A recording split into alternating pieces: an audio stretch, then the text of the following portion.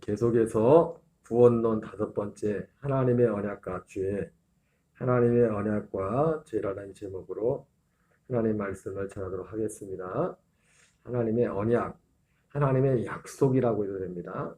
우리가 구원의 문제를 말함에 있어서 구원의 실체는 하나님의 약속의 성취가 구원의 실체라고 말씀을 드렸습니다.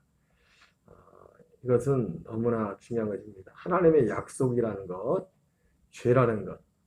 어쨌든 사실은 이 부분에 대해서 사람들이 이 관심을 갖는다는 것 자체가 어떻게 보면 굉장히 희귀할 수 있습니다.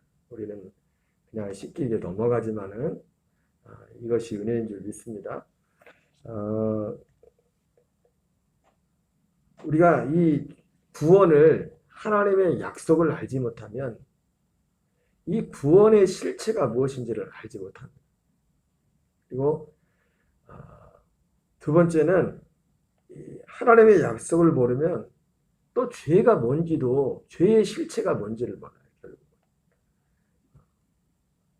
죄가 뭔지를 우리 그 춘천 한마음교회 그 김성로 목사님께서 그분이 그렇게 목회를 정말 오래동안 하시면서 그분이 말씀한 이 부활의 복음, 그분은 그렇게 표현하죠. 부활의 복음을 알고 그때서야 죄가 뭔지를 알았다고 했어요.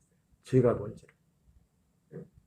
사실은 이 부활이라는 것이 그분도 제가 이 전한 이 부분, 약속의 이 부분까지 깊이 그 부분까지는 말씀하지 않고 있지만은 결국 그 부분이 그 목사님께서 하시는 말씀을 보면 결국은 그 부분까지 사실은 참 아쉬운 것은 이 부분까지 딱 이게 딱 연결이 되면은 다 그것이 선명한데 어쨌든 물론 목사님은 그걸 통해서 하시고 또 그분이 강조하는 것이 어쨌든 마지막 부활의 생명의 연합에 대해서 말씀하기 때문에 이 약속에 대해서는 사실은 잘 어쨌든 결국은 몰랐을지라도 이 부분에 대해서 하나님의 약속 언약이라는 부분에서 모르겠어요. 더 들어봐야 되겠지만 지금까지 그 목사님께서 전하는 이 말씀들을 보면 그의 뭐 부활이 중심인데 부활을 이렇게 중심으로 말씀하지만 그러나 그래도 어쨌든 그 목사님이 정확히 보신 건 뭐냐면은 결국 이 구원이라는 것은 생명의 연합이라는 거예요. 부활의 생명의 연합. 이 생명의 연합이 구원입니다.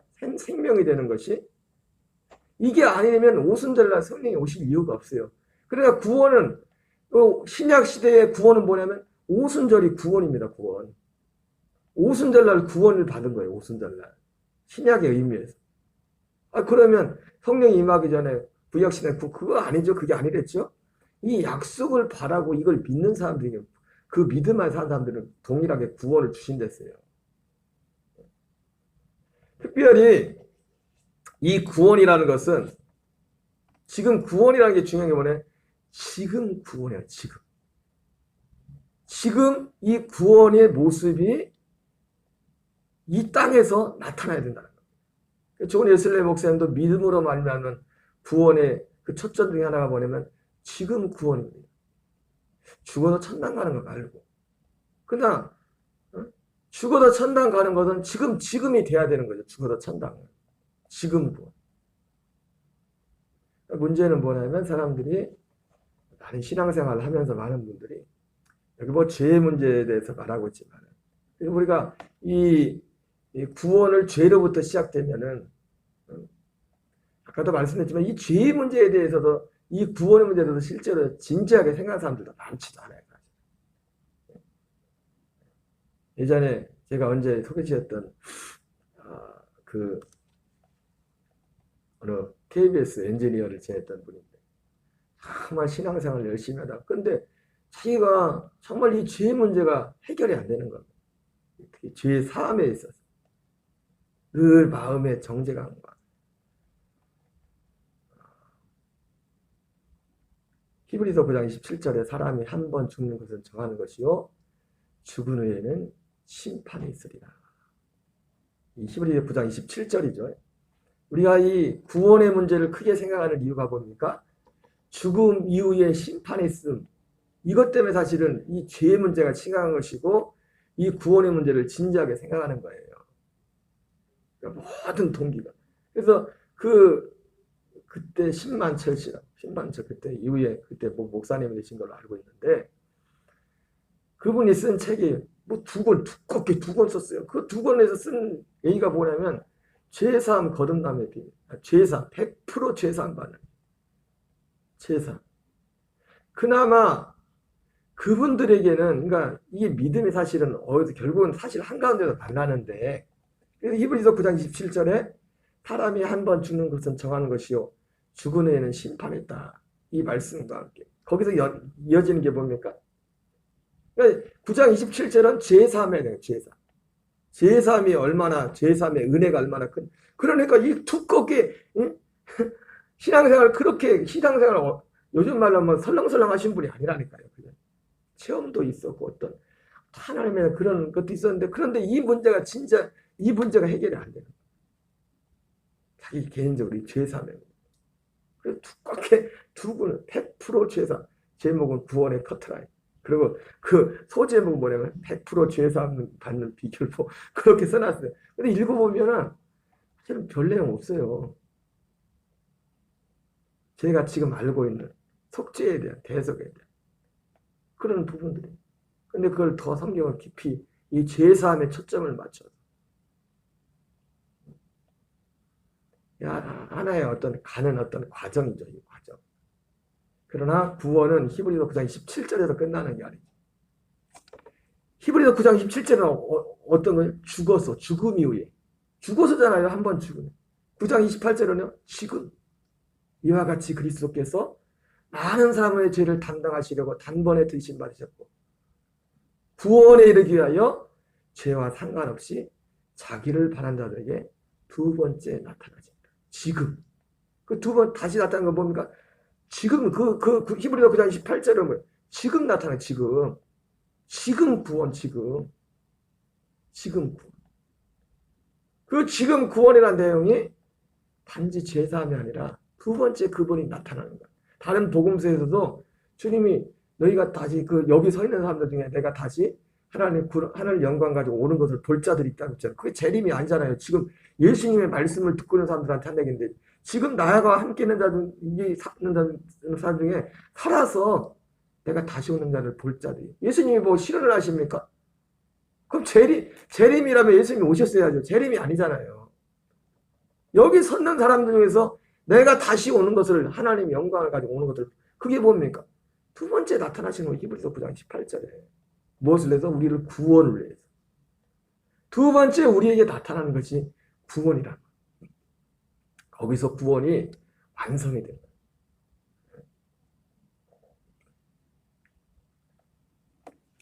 그래서 참 기본적으로 오늘날 안타까운 거라면 오늘날뿐만이 아니죠. 예수님 당시에도 그렇고 사람들이 여기에 대해서 관심이 없는 겁니다. 생각이 없는 거예요.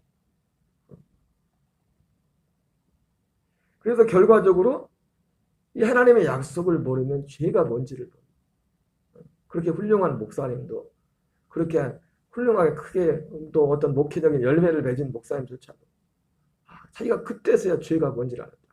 요한복음 16장 8절에 성령이 오셔서 나를 믿지 않은 것이 죄다. 사람들이 나 예수님 믿는데요. 나를 믿지 않는 것이 죄다는 것이 이 의미가 또 뭔지를 몰라요. 사람들이 나를 믿지 않는다는 것이. 나 예수님 믿는데 그거 말고 결국은 죄가 뭡니까? 결국 이제 신약적인 의미에서 죄는 뭐예요? 우리에게 이 약속이 이루어지지 않은 상태가 죄입니다. 이 약속을 믿지 않는 것. 이루어지는 것도 이걸 믿어야 약속이 이루어지지. 이 약속을. 하나님의 이 약속을 믿어야 해요. 그래야 우리에게 약속이 이루어지는 것이죠. 요한복음 8장에서도 내가 그인 줄 믿지 않으면 알지 않으면 죄 가운데서 죽으리라. 이렇게 말씀하셨습니다. 예수님께서. 그래서 이 구원의 문제에 있어서 우리가 이 하나님의 약속을 아는 것은 너무나 중요한 것입니다. 간략히 오늘 하나님의 약속에 대해서 계속 좀 길어지고 있는데 서론 부분이 같이 한번 읽겠습니다. 다시 한번 에베소 1장 3절 5절 읽겠습니다. 시작. 찬송하리로다 하나님 곧 우리 주 예수 그리스도의 아버지께서 그리스도 안에서 하늘에 속한 모든 신령한 복을 우리에게 주시되 그 창세전에 그리스도 안에서 우리를 택하사 우리로 사랑 안에서 그 앞에 거룩하고 흠이 없게 하시려고 그 기쁘신 뜻대로 우리를 애정하사 예수 그리스도로 말미암아 자기의 아들들이 되게 하셨으니. 이사야 63장 10절 읽겠습니다. 시작. 여호와께서 그에게 상함을 받게 하시기를 원하사 질고를 당하게 하셨은즉 그의 영혼을 석권제물로 드리기에 이르면 그가 씨를 보게 되며 그의 날은 길 것이요 또 그의 손으로 여호와께서 기뻐하시는 뜻을 성취하리로다. 여러분, 우리는 예수님께서 예수님을 믿는다고 할 때 예수님이 어떤 분이며 예수님이 무슨 일을 하셨나, 그래서 사도 바울이 말한 대로 성경대로 우리 죄를 죽으시고 성경대로 사흘 만에 부활하셨다, 이 복음을 믿습니다. 바울이 그 복음을. 그러나 그것이 맞습니다. 그것이 맞는 것이지만, 그러나 우리가 예수님이 누구시며 기본적으로 예수님이 누구신지를 믿어야 되죠. 그죠? 출발에 무조건 믿을 수 없죠. 예수님이 누구시며 그분이 이 땅에 오셔서 무슨 일을 하셨는가. 근데 마귀가 이런 것, 사실 이것 하나하나가 사실은 다 진리고 믿음의 내용이죠. 이걸 뭐 하나님이 은혜를 주지 않은 성령 은혜 주면 이걸 믿을 수가 없죠. 그분이 누구신가, 존재부터 시작해가지고 사실 누구시며 무슨 일을 하셨으며. 근데 여기까지도 저기 하지만 중요한 거는 그분이 하신 일의 열매가 뭐냐.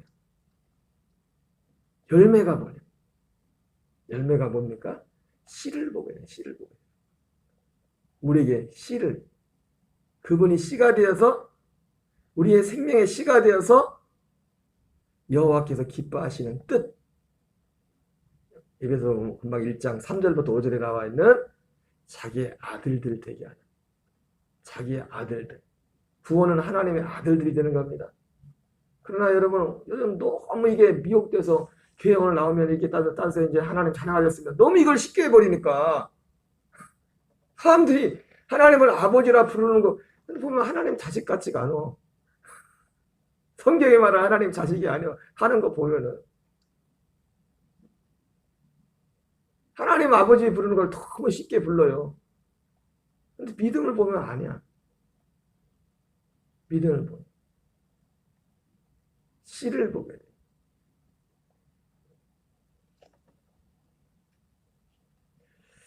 디도서 1장 1절 3절 읽겠습니다. 시작. 하나님의 종이요 예수 그리스도의 사도인 나 바울이 사도된 것은 하나님이 택하신 자들의 믿음과 경건함에 속한 진리의 지식과 영생의 소망을 위함이라.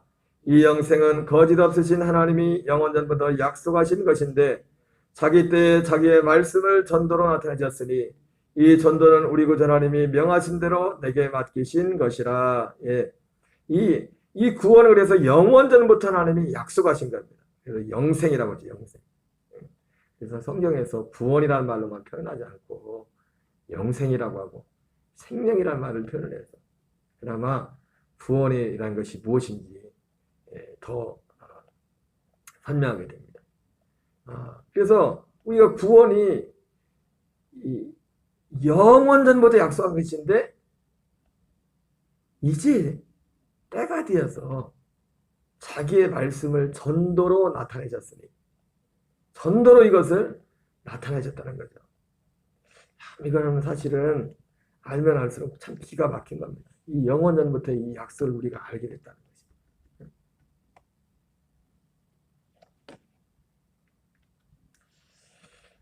것입니다. 그래서 아담과 하와도 이 땅에 올 때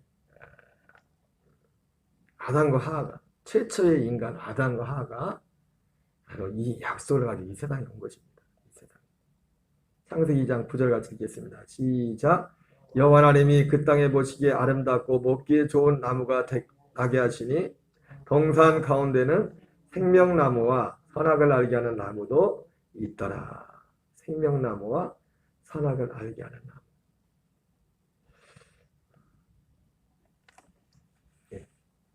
그래서 아담과 하와도 이 땅에 왔을 때 생명나무와 선악을 알게 하는 나무도 있었는데 바로 이 하나님의 약속을 가지고 이 땅에 왔다는 겁니다. 이 땅에 하나님의 아들들이 되기 위해서.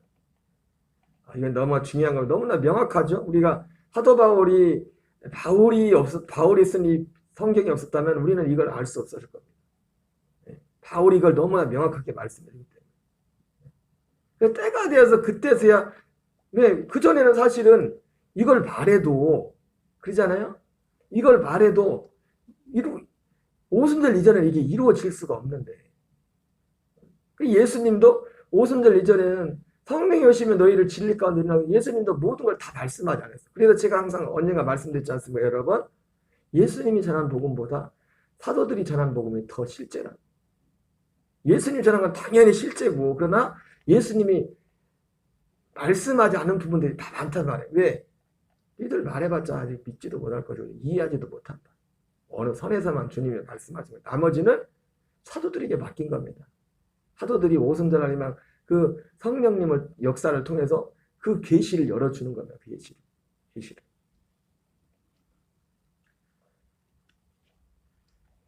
그러나 아담과 하와가 생명나무가 아닌 선악과를 선택함으로 문제가 생겼고, 하나님께서, 그러나 하나님은 이 약속을, 그러니까 하나님의 약속은, 만약에 하나님이 이 약속이 없이 그냥 우리가 생각하는 것처럼 아담과 하와를 그냥 에덴 동산에 가서 그 자체가 온전한 것이라면 하나님은 실패한 거죠. 온전한 게 실패한 거니까. 아담과 하와가 범죄하기 전에 그 모습이 사람으로서 온전이라면은 그게 온전히 안 했던 겁니다. 온전히. 하나님의 뜻은 아담과 하와도 하나님의 아들들로 거듭나는 겁니다. 하나님 아들의 생명으로. 하나님의 아들 그리스도와 같은 그 생명으로 거듭나는 그것이 하나님의 계획이었습니다. 그러니까 하나님은 엊그제도 말씀드렸지만은 아담과 하와를 만들고서 큰일 났다 해가지고 다시 이 어떤 해결책을 마련하기 위해서 이 죄 문제를 해결하기 위해서 예수님을 그 문제 해결하려고 예수님을 단지 그것 때문에 보내신 게 아니라 하나님의 예수님이 오는 것 자체가 창세부터 있던 그 약속에 계속 어떤 진행이. 어떤 분은 하나님이 알고도 그렇게 했다. 그 정도로 말씀하시는 분도 계시고. 왜? 결과적으로 이 과정을 통해서 하나님의 약속이 이루어지잖아요. 하나님도 하나님의 사람의 몸을 입을 통해서 하나님도 처음으로 몸을 가지게 되는 거예요. 하나님. 영이신 그분이 몸을 갖게 되잖아요. 부활의 몸을. 그 이전에는 하나님도 삼위 성자 하나님이지만 몸을 가진 적이 없다. 그 몸을 가진 적이 없단 말이에요. 부활절 그때서야 비로소 하나님도 그 몸을 가진 겁니다. 부활의 몸을. 그전에는 그 몸을 갖지 못했죠. 표현이 그렇죠. 하나님이 이 약속을 위해 진행을 위해서 이 약속을 한 번도 주님은 포기한 적이 없습니다. 그래서 이 약속을 위해서 아브라함을 믿음의 조상으로 부른 겁니다. 갈라디아 3장 8절 읽겠습니다. 하나님이 이방을 믿음으로 말미암아 의로 정하실 것을 성경이 미리 알고 먼저 아브라함에게 복음을 전하되 모든 이방인이 너로 말미암아 복을 받으리라 하였느니라. 아브라함에게 복음을 전했댔어요. 그래서 우리가 아브라함을 믿음의 조상이라고 하는 겁니다. 아브라함에게. 그리고 이 복음이 실제가 되는 이것이 복입니다. 이 복은 앞에서 말하는 하늘에 속한 신령한 복. 이것이 아브라함의 복이에요. 그래서 이 복이 모든 이방이 너로 말미암아 복을 받고, 우리가 이방인이잖아요. 그죠? 아브라함으로 말미암아, 그러니까 아브라함으로 말미암아 우리가 아브라함이 받은 복을 받으려면 어떻게 해야 됩니까? 하나님이 아브라함에게 전한 그 복음을 알아야 됩니다. 그 복음을 받아들여야 돼요. 그래야 아브라함의 복을 받을 수 있고, 바로 그 아브라함이 받은 그 복이 하늘에 속한 신령한 복이라. 하늘에 속한. 창세기 18장 10절 읽겠습니다. 시작. 그가 이르시되 내년 이맘때 내가 반드시 내게로 돌아오리니 내 안에 사라에게 아들이 있으리라 하시니 사라가 그리 장막문에서 들었더라. 너무 익숙한 말씀이죠. 창세기 17장 11절입니다. 너희는 보피를 베어라. 이것이 나와 너희 사이의 언약의 표리이니라. 로마서 9장 9절은 앞서 본 창세기 18장 말씀을 그대로 인용한 거죠. 같이 있습니다. 약속의 말씀은 이것이니 영년이 때 내가 이르니 사라에게 아들이 있으리라 하십니다. 여러분 전에 봤던 것처럼 골로새서 말씀에는 이 비밀은 너희 안에 계신 그리스도라. 여러분 이 약속이 복음입니다. 사라에게 아브라함에게 전한 그 복음. 여러분 이게 제가 3일반에 때도 언제 말씀했지만 우리는 단지 하나님과 나와 이렇게 해서 내가 어떤 하나님이란 분, 예수님이란 분을 저기 두고 내가 그분을 믿습니다. 어떤 대상을 믿습니다. 우리가 믿는다는 것은 단순히 그 믿음이 당연히 포함이 되지만 지금도 우리가 그래서 지금도 우리가 주의 이름으로 기도하지 않습니까? 아버지께 기도하지 않습니까? 그런 측면에서는 그거 당연히 그런 의미가 있죠. 우리가 그분을 믿는다고 할 때는. 그러나 우리가 그분을 믿는다고 할 때는 거기서 끝나는 게 아니라 중요한 게 뭡니까? 어떤 나와 다른 어떤 대상을 믿는 거기서 끝나는 게 아니라 그분과 제가 한 생명이 되는 겁니다. 한 생명. 이 약속이란 말이에요. 한 생명. 한 생명이 되는 한 생명. 한마디로 그러니까 우리가 이게 되면 어떤 면에서 보면 우리가 주님 앞에 어떤 문제를 해서 부르짖고 기도도 하지만은 갈라디아 2장 10절이면 끝난 겁니다. 사실은. 우리가 모든 삶에서 모든 일상의 삶에서 내가 그리스도와 함께 십자가에 못 박혀져. 난 죽었어요. 나는 죽었으니 이제는 내가 사는 것이 아니라 오직 내 안에 그리스도께서 사는 것이다. 근데 우리가 이 세상에 미련이 많아서 그렇게 하고 싶지 않죠. 이제는 내가 살고 싶을 때, 언제는 내가 살고 싶을 때가 있죠. 어떤 환경이 닥치면 내가 살고 싶단 말이에요. 내가 그리스도가 사는 게 아니라 사실은 갈라디아 2장 10절이 하늘에 속한 신령한 복의 결정체거든요.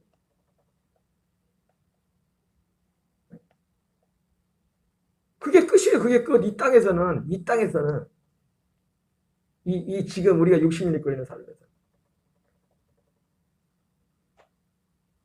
약속의 말씀은 이것이니 명년이 때 내가 이르니 사라에게 아들이 있으리라. 이게 아브라함에게 전한 복음이에요.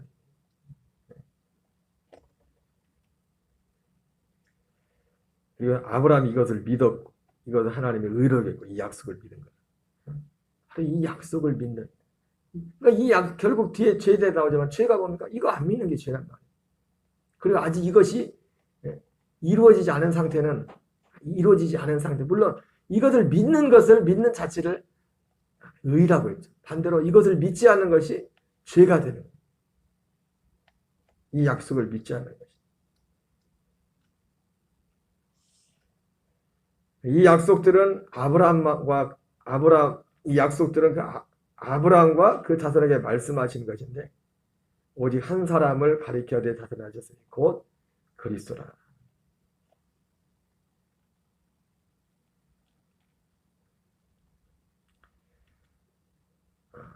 그래서 이 그리스도를 만나는 제가 이 로마서 7장을 왜 표현하냐면 존 웨슬리 목사님 같은 경우도 다른 목사님들도 그렇고 이 약속에 대해서 결국 잘 모르지만은 그걸 잘 말씀하고 있지 않지만 결국 이분들은 이 약속에 도달했어요. 어떻게? 오라 나는 곤고한 사람이다. 이 사망에서 누가 나를 건져내. 여러분 이 말이 뭡니까? 제가 언제 말씀드렸죠? 회개가 두 측면이 있다니까 어떤 태도의 회개. 우리가 보통 죄를 맡았다 태도 어떤 걸 말하는데 근데 태도만 변화가 아니라 이건 뭡니까? 본질의 변화. 내 존재의 변화, 실제. 존재의 변화가 어떻게 일어납니까? 존재의 변화를 내 옛것을 고쳐서 쓰는 게 아니라 옛것을 그냥 죽여버리고 진짜 새 것을 주는 거란 말이에요. 그러니까 사도 바울이 존 웨슬리 목사님도 결국은 그 믿음, 그래서 구원이라는 것이 죄사함과 죄를 이기는 것, 죄의 세력에서 구원, 진짜 죄를 이기는 거다. 이 말씀의 핵심이 뭐냐면 결국 그래서 믿음을 하는 구원도 그분이 뭐 신생의 표적 어떤 거듭남에 대해서 그 목사님도 말씀을 하시지만은 결국은 이 갈망에서 거기에 다다른 거예요. 이 갈망에 오라나는 권관, 존재적인 변화. 존재적인 변화가 내가 옛 것을 뜯어봐. 내 옛 것을 막 내가 어떻게 뜯어 고쳐 살라는 그게 종교란 말이에요. 그러잖아요. 뒀다고. 내 거 지금 있는 거 가지고. 근데 안 되는 거예요, 하면. 그러니까 그걸 네 거 뜯어서 아무리 뜯어서 고쳐서 해보려고 해도 너는 안 된다. 그거 하는 게 그걸 가르쳐 주는 게 뭡니까? 율법이죠. 오라 나는 권고한 사람이다. 이 사망의 원수가 나를 건져내. 이게 있어야 이 약속이 오는 거예요. 사람이 이루어져. 약속이. 결국 여기서 하고자 하는 말씀이 뭡니까? 구원은 하나님의 약속이라는 거예요. 약속이라는 거예요. 이 약속을 모르면 그냥 구원파처럼 구원파 요구하면서도 구원파랑 똑같이 말한다니까. 죄 용서. 그것도 말 안 하죠. 그것도. 1년 365일 요즘 보세요. 어제도 어떤 목사님 그러지만 들더만 주일날 아니 구원을 받으려면 그 복음을 들어야 될 텐데 그 복음을 제3이라는 복음 그것도 얘기 안 해요. 않고 그거 안 듣고 평생 요즘 설교를 들어봐요. 옛날에 종교 부흥시대는 그 영적인 부흥시대는 강단에 맨날 전해야 되는 말씀이 그 말씀이었어요. 유럽이나 이런 어떤 이 종교계 시대. 지금 보세요. 들어야 구원을 받지. 근데 문제는 뭐예요? 전해도 안 들어. 잘 안 들어. 별로 그렇게 그것을 귀중하게 생각할 줄 몰라. 하나님의 이 약속이 분명하게 선포됐어요. 그리고 우리 교인들의 마음속에 항상 말씀드렸죠. 주님은 원하는 자에게 주신다고. 원하지 않는 자에게 안 줍니다. 안 주는 게 아니라 주고 싶어도 줄 수가 없어요. 구조가 그렇게 돼 있어요. 구조가. 이 은혜를. 주기도문으로 마치겠습니다. 하늘에 계신 우리 아버지여, 이름이 거룩히 여김을 받으시오며 나라의 마옵시며 뜻이 하늘에서 이루어지는 것 같이 땅에서 이루어지이다. 오늘날 우리에게 일용할 양식을 주옵시고 우리가 우리에게 죄 지은 자를 사하여 준 것 같이 우리의 죄를 사하여 주옵시고 우리를 시험에 들게 하지 마옵시며 다만 악에서 구하옵소서. 대개 나라와 권세와 영광이 아버지께 영원히 싸움나이다.